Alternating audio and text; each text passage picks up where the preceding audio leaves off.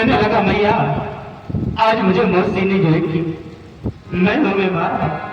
और कहने लगी जोगी तो अपने पिता की गोदी में बैठने के लायक नहीं है। और घर में गए अगर भजन किया होता तो जो की गोदी में बैठने के लायक होता।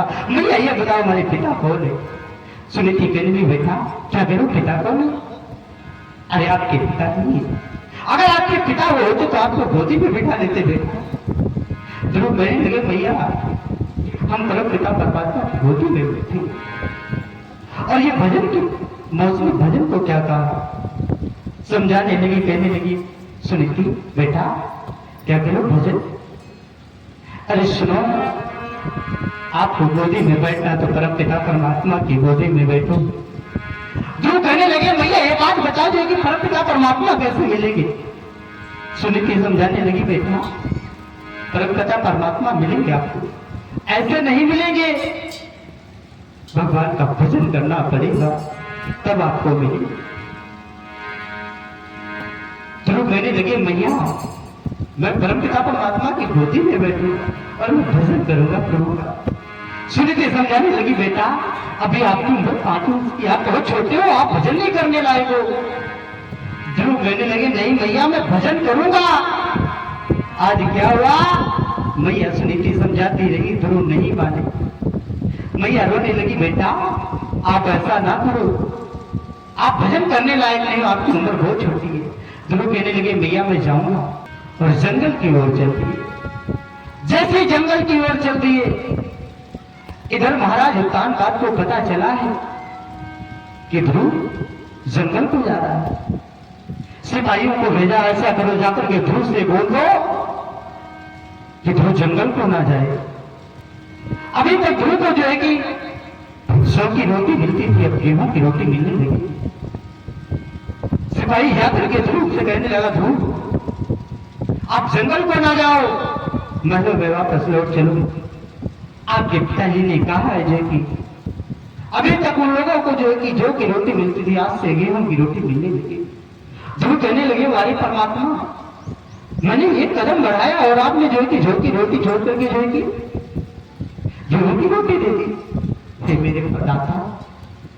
ध्रुव कहने लगे जाकर के पिताजी से बोल दो मैं जो है कि वापस नहीं आऊंगा। जैसे इस्माइल पहुंचा घर महलों में जाकर के बतलाने लगा महाराज, बतलाने लगा महाराज ध्रुव नहीं आएगा। सिपाही ने फिर भेजा जाकर के बता दो जाकर के जो है कि अभी तक झोपड़ी में रहते थे ध्रुव महलों में रहने लगे। जैसे ध्रुव को बताया ध्रुव ने फिर कहा जो है कि ध्रुव कहने लगे मैं नहीं आऊंगा। सिपाही महलों में आया, महाराज को बताया, महाराज ने जाकर के बता दिया। कहने लगे जाओ पहले जाकर के अब आधा राज मिल जाएगा।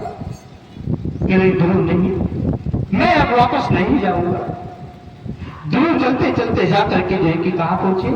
एक वन में। और जैसे ध्रुव वन में पहुंचे उसी समय क्या हुआ? वन में जाकर के इधर से ध्रुव जा रहे हैं और इधर से ब्रह्मा पुत्र देवर्षि नारद जी नहीं। बेटा ध्रुव को क्या बेटा तुम कहां जा रहे हो? ध्रुव कहने लगे कौन हमारा है? अरे हम जा रहे हैं प्रभु का भजन करने के लिए। ब्रह्मा पुत्र देवर्षि नारद जी कहने लगे क्या प्रभु का भजन करने जा रहे हो? हाँ। अरे आपकी उम्र बहुत छोटी, आपसे भजन नहीं होगा। ध्रुव कहने लगे नहीं मैं भजन तो करूंगा भगवान का, अवश्य करूंगा।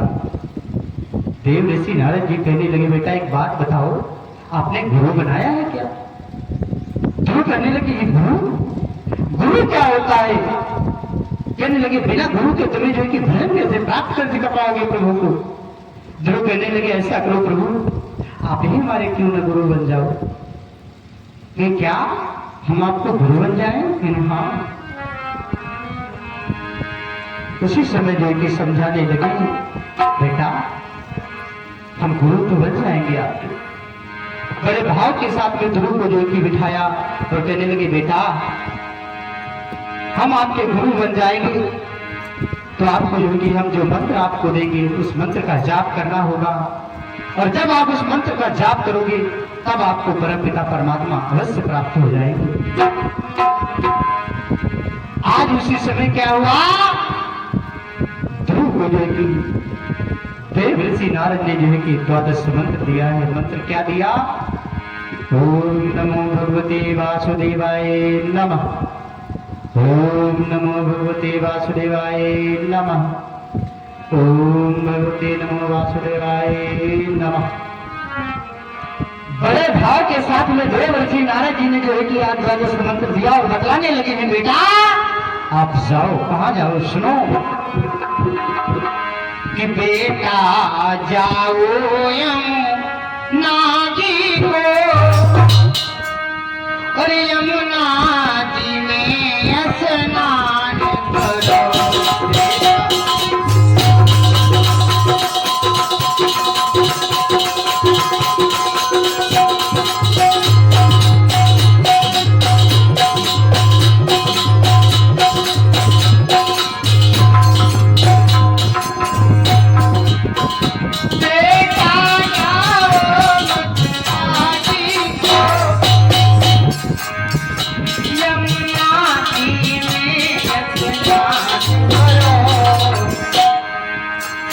यहाँ 12 मंत्र जपो नित दिन, यहाँ 12 मंत्र जपो नित दिन, श्री वासुदेव का ध्यान करो।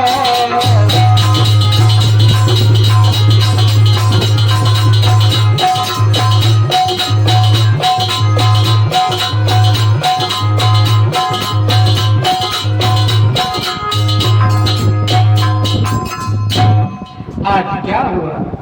जैसे ध्रुव को बतलाया है, आज उसी समय ध्रुव ने क्या किया?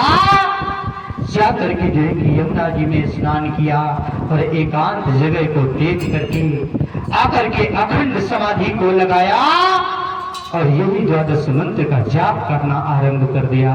और जैसे जाप करने लगे ही इतनी अखंड तपस्या की है आज ध्रुव ने कि सारा भूमंडल हिलने लगा। अब जैसे सारा भूमंडल हिलने लगा है, अब सभी देवता लोग परेशान होने लगे। क्या हुआ? सभी देवता लोग बताने लगे, पता नहीं ऐसा कौन सा तपस्वी जो कि भक्ति कर रहा है जो वायु को रोक दिया। इतनी अखंड तपस्या की, वायुमंडल हिलने लगा। अब पृथ्वी आकाश जैसे हिलने लगा, सभी देवी देवता लोग जाकर के देखी भगवान विष्णु के पास में विनय करने लगे, प्रभु आप यहाँ पर जो है कि बैठे हो और वहां तुम्हारा कोई भक्त आपका इतनी अखंड तपस्या कर रहा है, ये नष्ट भ्रष्ट हो जाएगा, सब कुछ नहीं बचने वाला। आज भगवान विष्णु के लिए क्या कह रहे हो? कुछ बचने वाला नहीं है। मुस्कुराते मुस्कुराते भगवान विष्णु ने क्या कहा? आप लोग चिंता ना करो। और उसी समय भगवान विष्णु ने क्या किया है कि विष्णुदेव ने इस तरह और कहकर किया बयान, धूधुरीर के सामने और प्रकट हुए भगवान। दो नेत्रों को बंद किए जो है कि जाप कर रहे हैं और जैसे प्रभु सामने आए, अब दो नेत्रों को नहीं खोल रहे। अब भगवान कहने लगे, मैं विचार करने लगे, मेरी अखंड तपस्या में लगा है भक्त, इसके मन से जब हम अपनी मोहिनी मूर्त को हटाएंगे तभी भक्ति से जो है कि पार पाएगा। प्रभु ने क्या किया?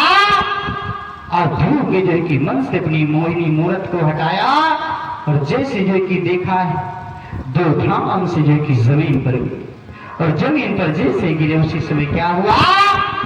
उठा लिया भगवान।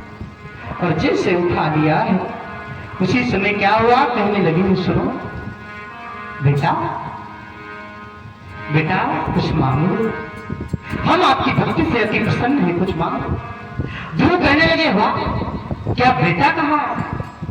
अरे जो बेटा कह देता है जो कि और बाप बेटे में पता क्या होता है।